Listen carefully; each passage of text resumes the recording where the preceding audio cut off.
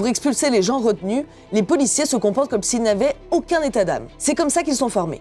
Et alors, ils ont totalement déshumanisé les personnes. Écoutez, c'est frappant. Je pense que c'est nécessaire pour ne pas prendre fait et cause pour tous les retenus qui viennent ici. Ils ont tous un vécu, ils ont tous une bonne raison d'avoir quitté leur pays, sûrement, mais je ne peux pas me permettre de les comprendre tous parce que ce serait très difficile à gérer.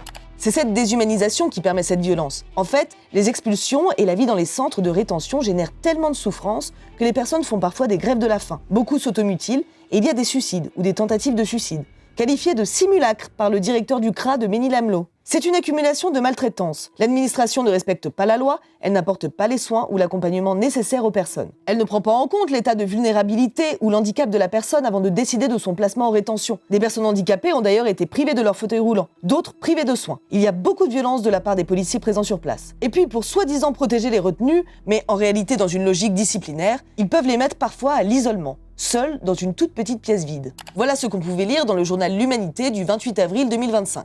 Ces traitements inhumains mènent parfois à des drames. Le rapport des associations évoque 4 décès en 2024 à la suite d'une tentative de suicide dans un des 25 CRA de France hexagonale. Pour ces auteurs, ces décès mettent en lumière les alertes des 5 associations depuis plusieurs années quant à l'état de santé physique et mentale des personnes enfermées en CRA et aux effets dramatiques de l'enfermement administratif.